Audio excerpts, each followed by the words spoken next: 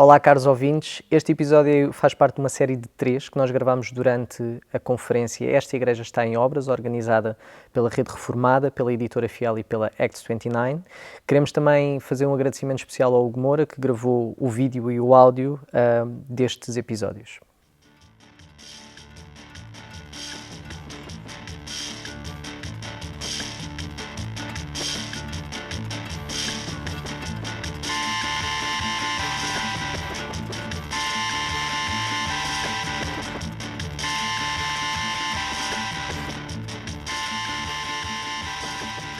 Matthew, thank you so much for the time that you are giving us here to Great. talk to us. Can you, for our listeners that don't know you, can you talk a little bit about yourself? Who are you? Where you're from? Yeah. Where you are right now? Yep, where I am right now.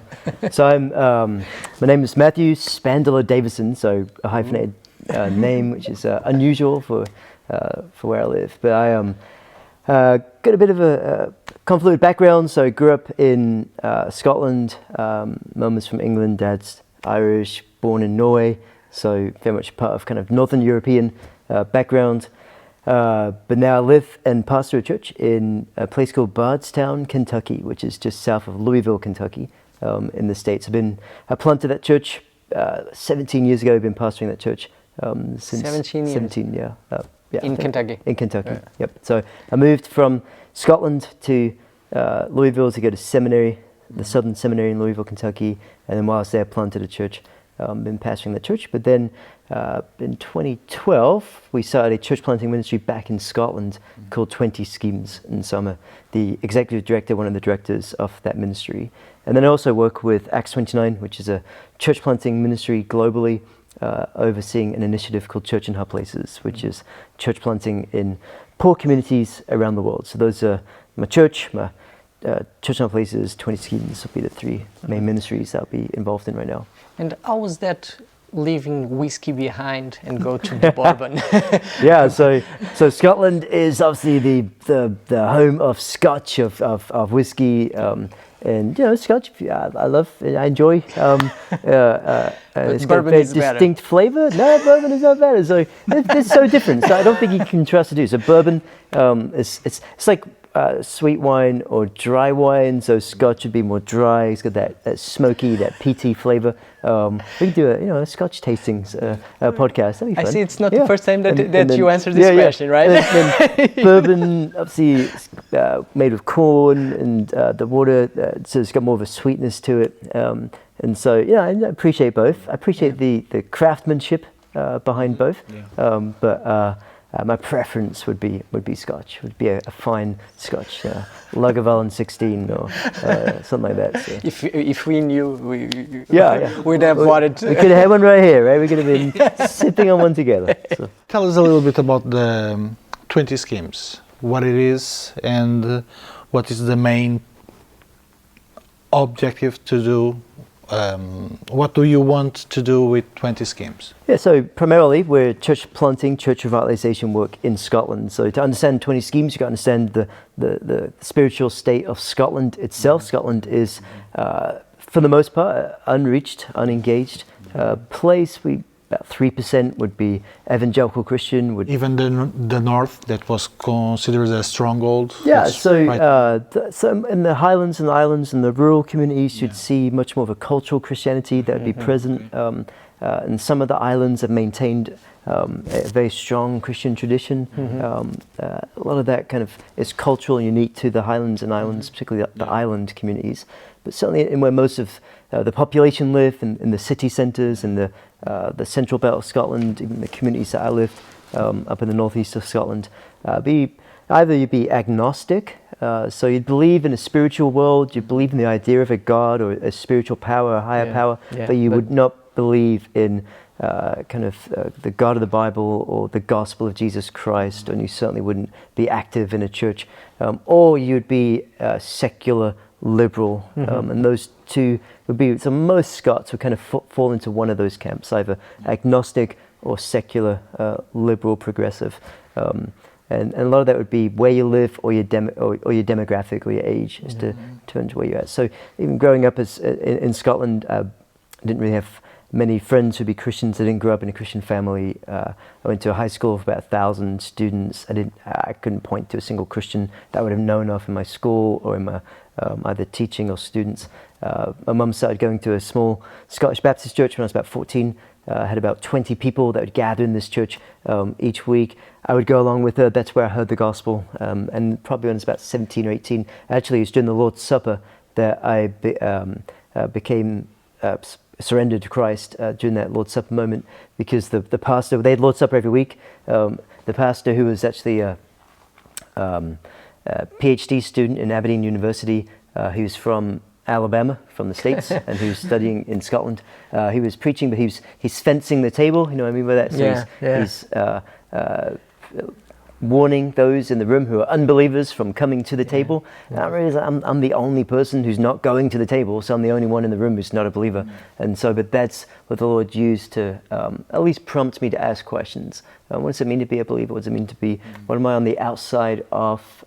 And so I was definitely more in the agnostic camp. I believed in the idea of God, but I didn't really accept the idea of the gospel. And so the pastor discipled me, and I came to faith, got baptized, pursued a career in politics initially, and I got a degree in politics and history from Aberdeen University. Worked for a while at the Scottish Parliament. I was very ambitious, driven to go into politics, but then the Lord just kind of broke me for the church. Most churches I knew of didn't have a pastor. Their pastors kind of like how that happen? Itinerant preachers. I remember. I think the Lord just made me fall more and more in love with the church and less in love with politics. I remember I worked as a press secretary for a member of Parliament. Okay. So my job was to run his campaign, write his speeches, write his press releases, and I loved that work. But I very vividly remember coming back from a campaign event in Aberdeen. If Scotland is going to be transformed, it's not going to be through the Parliament, it'll be through the pulpit, through the preaching of the word. That's where true transformation will take place. And so I began to see the vanity and the futility of the work I was involved in, and began to saw the power that could be brought from the work in the church. And yet there was no men there. There was no one preaching. There was nobody being raised up for leadership. And so my church in Aberdeen began to encourage me to move into positions of leadership. I began leading the youth group and doing evangelistic Bible studies, began seeing people come to faith. I became more and more excited about that work. And so they were the ones who encouraged me to go to Bible college. And so that's when I went to the US initially to do an internship program at Capitol Hill Baptist Church. How old were you when you? 23. 23. So I moved over to do the internship, and then I went to Southern Seminary to do it. So I say all that as kind of background for just my heart for Scotland. But how that work, that political job, helped you, or enhanced something in? How do you see what you did? In a way that it helped or not what you do as a pastor? Yeah, actually, was God training you? Yeah, I see a lot of ways how, in many ways, ministry is like running a campaign. Ministry is dependent on communication. We're representing, we're ambassadors of a king, and we are promoting his glory. We're speaking on his behalf. That we're literally going into places where the opposition is at work, and we're seeking to advance his kingdom into lost and dark places. So I think also the world of politics gave me a strategic mindset of thinking, of developing strategies and plans and campaigns, and that's definitely helped me as I've helped support and develop the work of ministries at 20 Schemes and Church Not Places, and then fundraising. There's a lot of that involved, so it gives you a kind of a confidence in that kind of work of being able to speak to donors and major donors, be able to communicate well, a compelling vision for what you're doing. So I think there's a lot of crossover. It certainly has served me and helped me in that way. Going back to your story, when you left seminary, right? You started to pastor that church in Kentucky? Yeah, actually, I planted the church in my first semester at seminary. Really? Yeah. So, accidentally. You were bored with the classes? Yeah, it wasn't my intention. So, short version of the story is that I moved to, so I owned a house in Scotland, sold the house. Tracy and I moved to Kentucky. Tracy, your wife. Tracy, my wife, and I didn't want to rent a house in Louisville, so I wanted to buy a house because I had some money from the sale of my house in Scotland. So I wanted to purchase a house. There was a real estate agent in my church history class who was from this town called Bardstown, Kentucky, and so he invited me to come down to his town, and I fell in love with the town. He showed me some houses. We bought a house in that community, but then we started going to church with him, and it was an awful church, and so it was not a healthy church at all. And so now we're like, well, when we live here in this community was predominantly Roman Catholic. It's a small town of about 25,000 people or so in the town, about 30-minute drive from Louisville. And so we started a Bible study in my house that became an evangelistic Bible study that has in turn become the church that I still pastor today. So it's Redeemer Fellowship Church in Bardstown, Kentucky. But I've always had this heart for Scotland. So my goal for going to seminary was not to get stuck in Kentucky. I know. So I was wrestling with that. No, Lord, you didn't lead me here from Scotland to pastor here. What am I doing here? And so, but then I was increasingly falling in love with my church and the work I'm doing there. And so I got this split kind of emotions and drive. So I love the world I'm in, but I'm longing to go back to the world I left. And so just kind of wrestling with that. And that's when the Lord began to really put into my mind and connected me with Mez McConnell, the plan for church planting work in Scotland. And you already knew Mez? So I met Mez in 2010. So I knew he was introduced to me by Mark Dever at Capitol Baptist Church, who introduced us.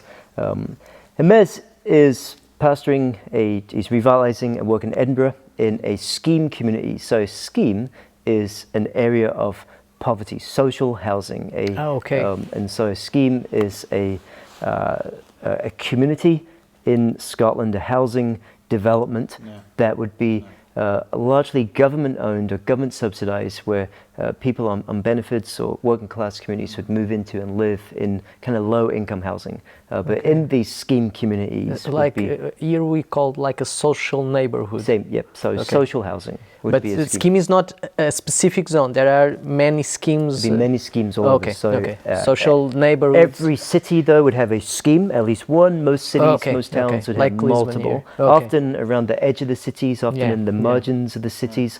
Some schemes may be 100 years old. They may have been there for 100 years. Some schemes may be more modern. But schemes would have all the issues, all the social issues of areas of concentrated poverty, and so you'd have unemployment, high level of perhaps drugs, crime, abuse, mental health issues, all those social issues that be present in any community of concentrated poverty. But also there's a lot of wonderful things about scheme life and culture, the way they support each other, they're loyal to each other. It's a sense for those that live in those communities. There's a strong community spirit. Multiple generations of the same family may live close by each other, and so there's a lot of wonderful things about living in these scheme communities as well. But when I grew up in Scotland, I didn't live in a scheme. My mum grew up in a scheme community, and so my family were there, so I was certainly conscious of what life's like in a scheme. But when I grew up in Scotland, in more of a middle class community, we had nothing to do with the scheme. It's almost like we just ignored them. It's like we got thousands of people living in these communities, but they're just not part of our life, our world. The only reason why you'd go into a scheme was to score drugs, right? To go and do a drug deal. And so why would I go into a scheme?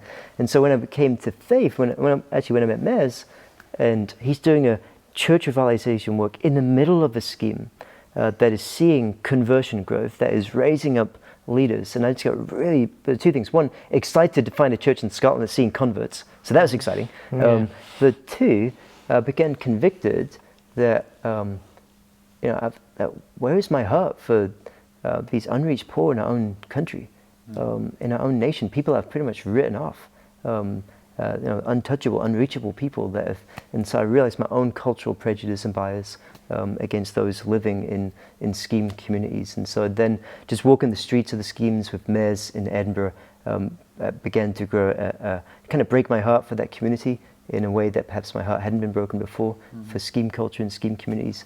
And then, my church in Kentucky and Mez McConnell's church in Edinburgh, Scotland, formed a partnership together, which gave birth to what is now called 20 Schemes, which is a church planting ministry with a vision to see churches planted or revitalized where we can in Scotland's poorest communities. And so, would you say that the church that you know, American church, European church, we don't love the poor, the needy as much as we should. It's more comfortable to us to. Yeah, it's comfortable for us to either ignore the poor, or we kind of just outsource ministry to the poor. We just write the check, or we give the bag of food to the food bank, or we maybe go in and do a kids outreach once a year. But it's very much at a distance. We don't want to get too close. We don't want to invest our time or invest real money into areas of poverty. And so most of our cities in Western Europe, where you're least likely to find a healthy church, is going to be in the poorest parts of our cities, where there are hundreds of thousands of people, millions of people living in darkness without any really effective gospel work happening in those communities. There may be good work happening in those communities, but is there real gospel work happening in those communities? How's the 20 Schemes work going? Yeah, I mean, by God's grace, we're seeing some really exciting things happening. And so we have 7 church plants at the moment across Scotland and Edinburgh. When did you start? Sorry. 2012. So next year will be our 10th year. Okay. With the pandemics, it changed. Yeah, pandemic certainly put a pause on some things. Scotland had a pretty strict lockdown, and that affected our ability to do some things, but didn't actually slow us down as much as I thought it would. But we've got church plants in Edinburgh, Dundee, Glasgow, up in Inverness, looking to start a new plant up in the far north of Scotland, a place called Wick, maybe a couple more in Glasgow in the next couple of years or so. We have about 50 full-time missionaries, workers on the ground that are in each of these church plant sites. We've started a Bible college, particularly for Indigenous believers from the scheme context. We have about 20 full-time students who are coming out of our church plants. Most of these are brand new believers who we're equipping and training to create this pipeline of Indigenous believers to be the leaders in these new church plants across Scotland. So we're blown away in many ways by what we're seeing the Lord doing. It's not been easy. A lot of hostility to the gospel. It's very expensive. Scotland's an incredibly expensive place to live and to do work.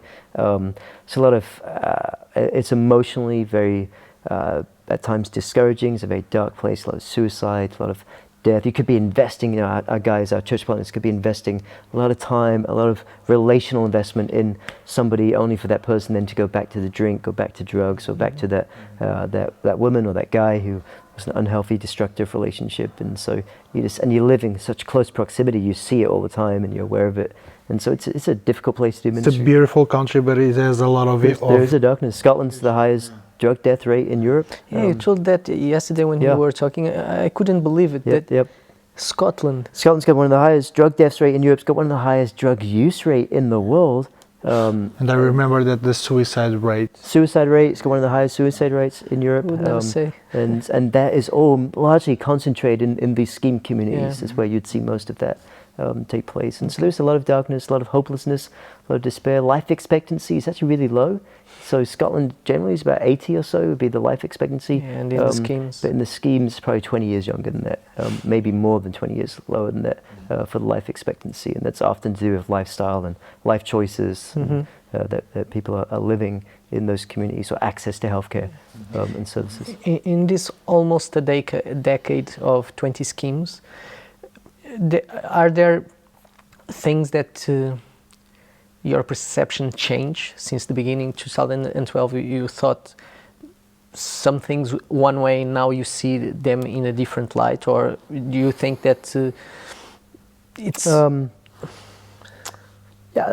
one thing that's probably surprised me the most is how the church in the UK in general hasn't got behind the work.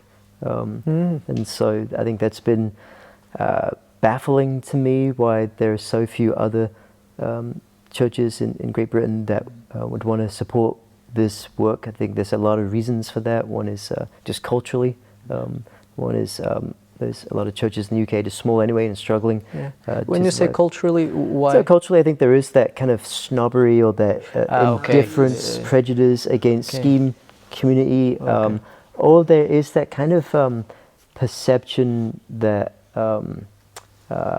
they, again, there's that cultural snobbery that we don't want to be a part of something that we didn't start, or that we. So there's almost like a distrust of what we're doing, which is unhelpful, and now this is a perception because a lot of our support is coming from outside the UK, so it's coming from America or Canada. A lot of our workers are coming from overseas. Then there's a perception, oh, you're already supported by all these people overseas, and so you can't win, right? So well, we wouldn't have to get their support if you guys would help us. And so I think that's been one of the struggles. But I think the other thing that surprised us is how the work we've done in Scotland has begun a conversation more globally. And other churches have been reaching out to us and seeing the work that we're doing and asking the question, what does this look like in Brazil? What does this look like in Kenya? What does this look like in Portugal or Spain? How do we do church planting in a context of deep poverty in Detroit, Michigan, or in a remote rural place like Alaska? What does that look like in those places? And so that we didn't see that coming was the fact that it would galvanize, particularly amongst Reformed, kind of gospel-centered Reformed Christians who I don't think have really thought well about these questions, about how to engage the poor, and so we've began having that conversation about how to engage the poor well in a robust, theological, robust way, and that's what kind of gave rise to Church in High Places, which is a much more of a global initiative. You were talking about something you've talked about. It is important to give food, to give health insurance or health care, but you choose to put the spotlight on we have the gospel to share. And you said something. If you take the gospel to the margins, the city center, the cultural elites will take notice. And sometimes we are in a Catholic country, we are used to be in our small churches, and sometimes we get happy when 1, 2, 3, 4 come to faith. And sometimes we can see the change in those people. 2, 3, 4, and now they have that happiness to share the faith. But you are talking about something that's probably we sometimes forget, that the gospel saves, but can change the environment. Can you talk a little bit about? So I mean, there's really two approaches when we think about reaching a city. One approach, which is the most common approach, is you go to the center of the city, you plant a church amongst students, amongst kind of the cultural influences and those that have kind of voice in the city. So you find a strategic place in the city, and that's where you're going to focus on. You're going to plant your church there, you're going to build a team, and you're going to be a light to the city from that kind of city-centered church or that city-center space, or like so a university or a student population. That's kind of the typical model. And then the understanding is that then that church will then care for the poor in the city. We'll do ministries of mercy and justice and so forth to the city at large. And what I would say that actually when you read the New Testament, the opposite is in the New Testament. And then Jesus spent most of his time in the margins of the city. He's in the small towns, or he's in the obscure or despised places with the obscure and the despised people.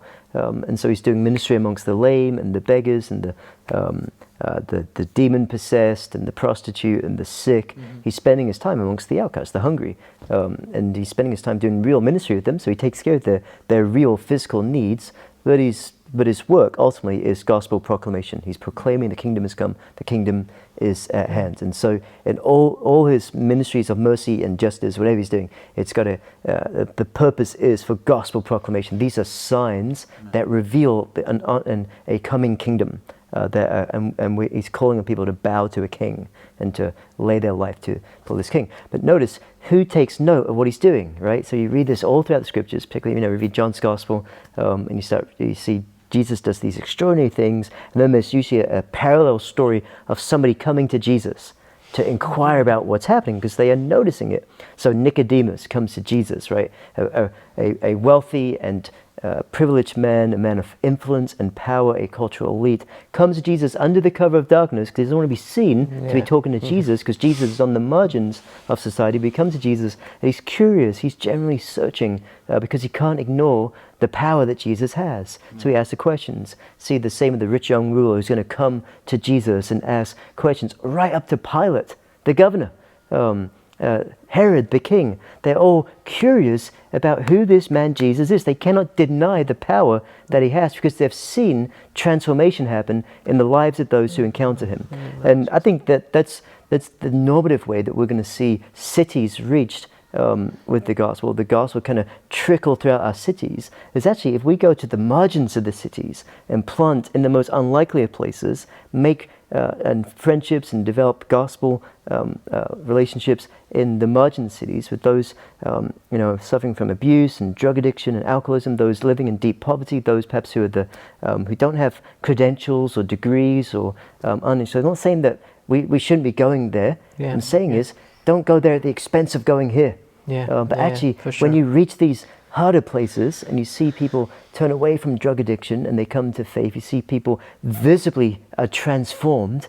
I love it when I see somebody. You see somebody who's been on heroin for 10 years, and they're 30 years old. They look 50 or 60, and they come to faith, and they begin really battling this sin and this struggle, and this temptation. They've got this community of believers around them who are helping them, and all of a sudden they physically begin to change. Their face looks different. They look healthy and alive for the first time. Who notices? Their doctor notices. Right? The social worker notices. The teacher of their children notices. The influencers and the culture shakers notice. The police notices when somebody who's a hardened criminal is now no longer, they don't see that person anymore. Now all of a sudden they're singing at church on Sunday. And right, so culture shakers and influencers actually I think are going to take note quickly when we see true gospel transformation happening on the margins of our cities. But that looks different, right? Church planting in that context, it's hard and it's difficult and it's going to take support, and it's going to take the city-centered church to support them. So I would say, if you're a city-centered church and you've got a building and a staff and you've got some means and you want to love the poor in your city, then invest your time and money in planting a church in the margins of your city. Plant your church there. Like Tiago was saying, yesterday when you talk about this going to the margins, and that is a very effective way to reach the cultural elites. It was like mind-blowing, and for me it was something like when you started talking about those examples in the Bible, it was like, it's right there. It's right there. The Bible says, this is Jesus' work. He started on the margin, and everybody noticed. Everybody, until the king. It was remarkable for me. It was incredible. Reaching to the poor, taking the gospel to the poorest people. How different it is. So in one sense, all gospel ministry is the same. It's pretty simple. It's proclaim the gospel, it's pray, it's develop relationships, make disciples. And so there's nothing kind of extraordinarily different about the work that we do. The strategy is the same. We don't need to do anything fancy or clever or whatever. But I do think because culture and life looks different in the poor community, the church culture and life is going to look and feel quite different. And so discipleship, for example, will be less about a small group and more about one-to-one relationships. So most middle-class suburban context, affluent context, discipleship tends to happen in small groups in a home. And so we think of kind of home groups or house churches. That actually doesn't work really well in the poor community because a lot of people actually feel intimidated about going into somebody's home they don't know. And if they were to go into your home, then they're not going to invite you to go into their home because they don't feel their home. They feel ashamed of their home, or they may feel. So then there's this guilt, this sense of us and them. And so we try not to, at least initially. Now, once they're believers and are part of the church, then a lot of church life happens in homes. But I'm talking about evangelistically, kind of gospel evangelistic relationships. That'll happen much more kind of one-to-one, kind of developing friendships over time. Just getting into the life and the rhythm of the community you're trying to engage in. I think it's going to take a lot of time. It's going to be very slow. It's not going to be event-driven. So a lot of church planting tends to be like planning events and activities. It's really not much about that at all. It's much more about asking the question, how am I going to use this day to interact with and to meet with these people? It's about relationship a lot more than the great thing is in poor communities, people are often, they have, you can actually spend time with people because they're not scattered all over the city. They tend to be, they tend to gather in a pretty tight-knit community. And there's a particular rhythm in that community. You don't need to create a sense of community. You just need to join the community you're living in and figure out which cafes are they going to, which schools are they walking to with their kids every day, which bus stops are they standing up to go to work, which where are they getting their hair cut, that kind of thing, and being part of the life and the fabric of the life of that community, which often you don't have the opportunity to do in a more of a gathered church, in a city centre church, where people's lives are much more disparate and scattered around the city. So in a gathered church, you've got to create a sense of community through the events and the activities and the home groups and the small groups. In a poor community, often there is a strong sense of community. You just got to figure out a way, how do I join it? How do I get involved in it? How do I develop these friendships? Yesterday we were talking about in these communities that they are used to have this transaction of services, right? And that's why on 20 schemes and other work that you do in these communities, the church planters go there, right? You've got to live there, be present there, observe the community, learn how this community works, where people live, and what kind of you have to be what a part people are doing, just learn some of the hurts of the community, some of the challenges, some of the cultural assumptions they're making about other people, learn some of the tension points. How are these for the church planters? Because I imagine, okay, I really want to go to a scheme. I arrive there, my family with me, we buy home. 1 month later, it's hard work. It's hard work. It's you got to have a mindset of a missionary. So you got to have a sense. I'm going to go and take a risk. I'm going to go into a community where there are no believers, where there's darkness, and I'm going to be faithful in the work. And I'm going to study the culture, study the language, study the rhythms of this context. I'm going to grow to love it over time and grow to respect it and appreciate it. So it's to go with the mindset of a missionary. Always go as a team. So we'll never send a church planter by himself. We'll typically send 5 or so full-time workers. So they're fully funded full-time workers who live in that community, set apart full-time to engage that community, develop friendships, relationships, and ministries to that community. Our teams will meet every day for prayer. So they're praying together daily before they go out. They're often sharing about some of the people they've been interacting with, some of the stories they're hearing. So having that strong sense of team together.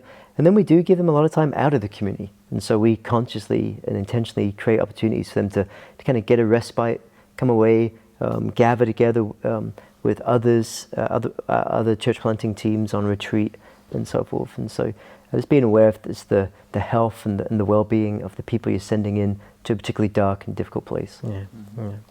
Okay. Good. Matthew, I think I just have one more question. Okay. Regarding Mel Gibson, do you prefer my gosh.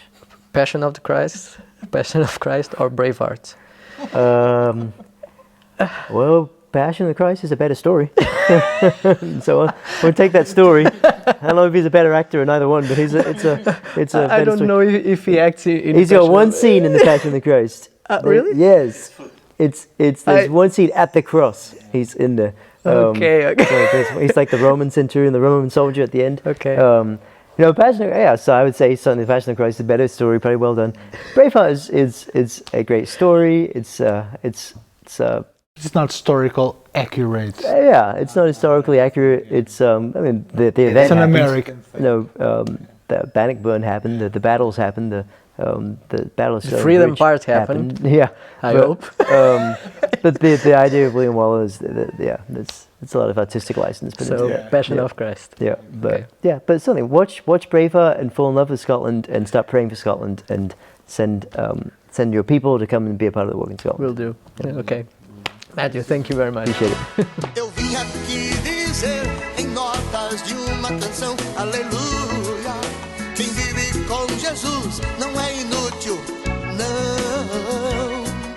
É só buscar na fonte